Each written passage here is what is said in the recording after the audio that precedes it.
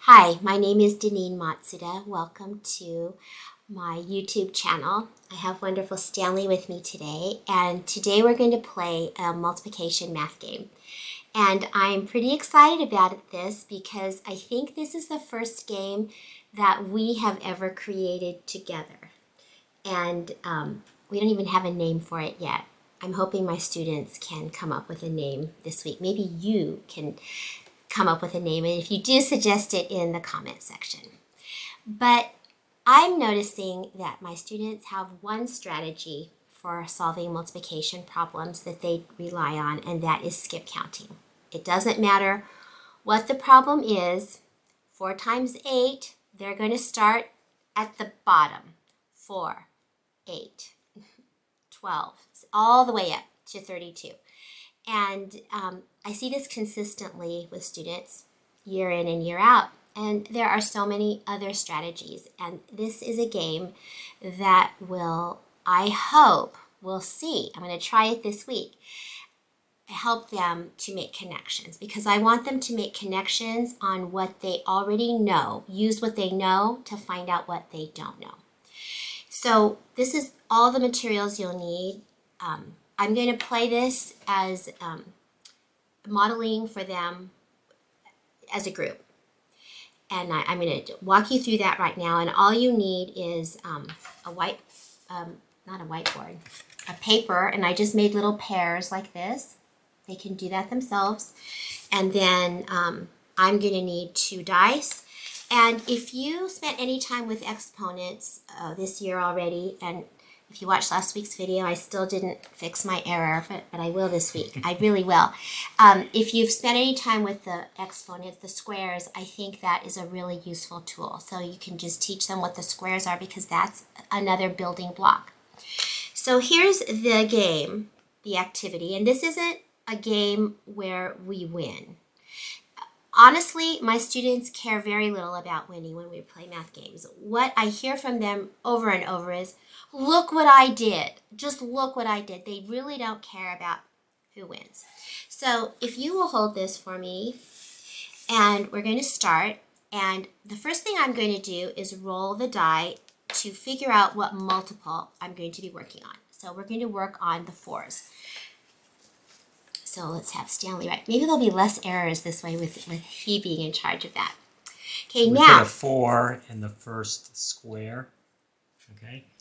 Now I'm going to take 2 dice, and I'm going to roll those, and I'm going to add those together. So what we have is 8. So I'm going to put an 8 in the second square. And then what the product is. So what's 4 times 8? Well, thankfully, I already know that, so I'm going to put a 32. But if I were with my students, they would 4, 8, 12, 16, 20, 24, 28, 32. It's exhausting. I just can't handle it. Okay, let's do another one. Okay, 3 times 1. Oh, 4 times 3. So this is a 4. What are you doing 4 times 3 for? It's 4 plus 1.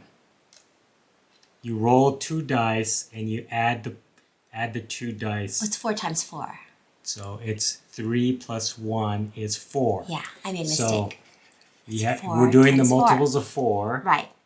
Then so you roll the 3 and a 1, add that together, you get a 4, so you put a 4 in that. I multiplied the 3 times 1 is what I did. All right, okay. So here's where our little exponent square sheet can come in. And they can this will help them to memorize all the squares. 4 times 4, we've seen this before. We did it last week. And they can use this as a tool. And 4 times 4 is 16. And, I just made another connection. Or, we already know that 4 times 8 is 32. Mm-hmm. So what's 4 times 4? The second 4 is half of 8. Mm-hmm. So the answer has to be half of 32. Mm-hmm. I was right there with you. Okay. So that's what we're trying to work on, is looking to see what we have and what we know to figure out what we don't. All right. We have... So I wrote down 4 times 4 is 16 right there. There we go. 4 times 7. 6 plus 1 is 7. So now we have 4 times 7. So we have 4 in my first box, and then put a 7 in here. Now, what do we already have that we could use to figure out 4 times 7? We know that 4 times 8 is 32. 4 times 7 is going to be 4 less. 32 minus 4. But I do not want to see the students writing down 32 minus 4 and renaming. I want to show them and model for them that 4 can be broken into 2 plus 2. So 32 minus 2 is 30, minus another 2 is 28.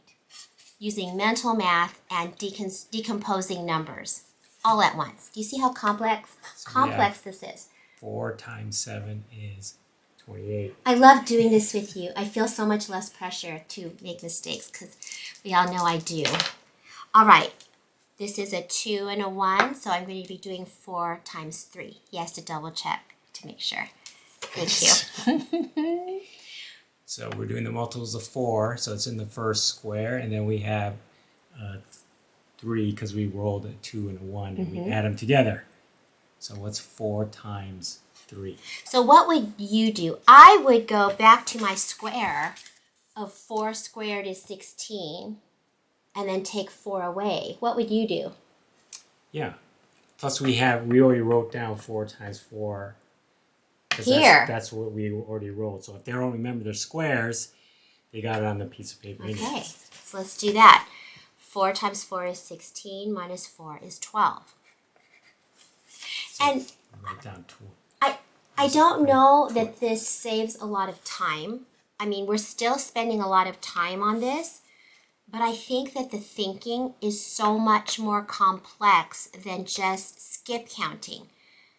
I feel like skip counting is not the most complex thinking. Anyway, let's do another one.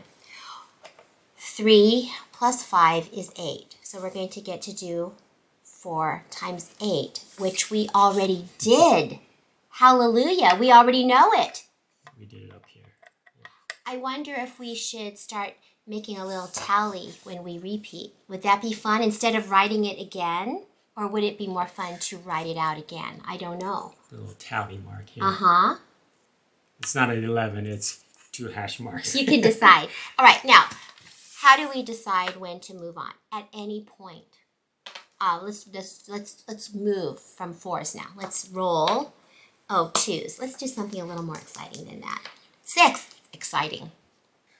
So now we're working on the 6s. So we put a 6 here.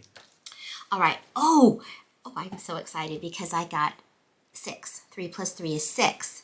So I'm going to go straight to my square table. 6 squared is 36. Okay. 6 times 6. Let's do another one. 6 times 6. Ooh, 2 plus 1 is 3. So I'm going to do 6 times 3. Okay. See, you need to double check me. You really do. All right, now, I don't know that we have anything to build off of that, 6 times 3. But you know what? Students usually know what 6 times 2 is. So we can, even if it's not on our board. Well, we can use this. It's half! Yes. But Stanley, honestly, students don't know 36, half of 36 yet. Oh, okay. But this could be a good time to practice that. No, students don't know half of 36. Do your students know that? Mine don't. I teach halves, but that's another lesson. So I would go with 6 times 2. So it doesn't have to be on here to use what I know. Correct. We know what 6 times 2 is. That's 12. So then another 6 would be 18. Okay. We need to come up with a game for teaching halves. Like, I want us to make up a game. Let's do this. You got it. Okay.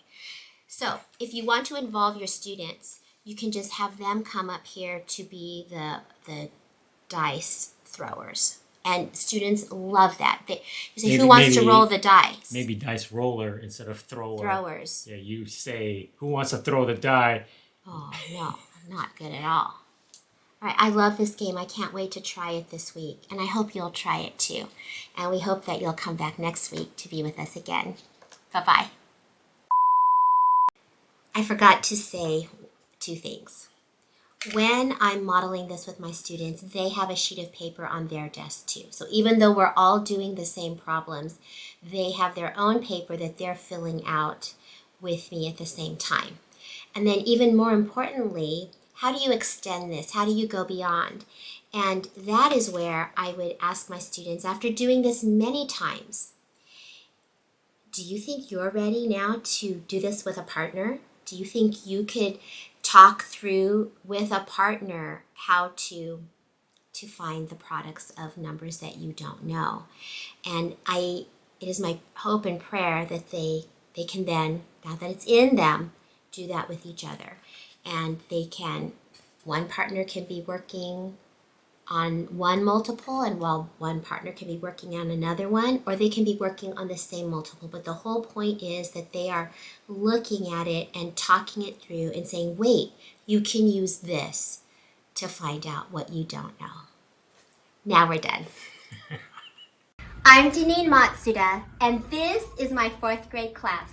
Don't forget to like and subscribe.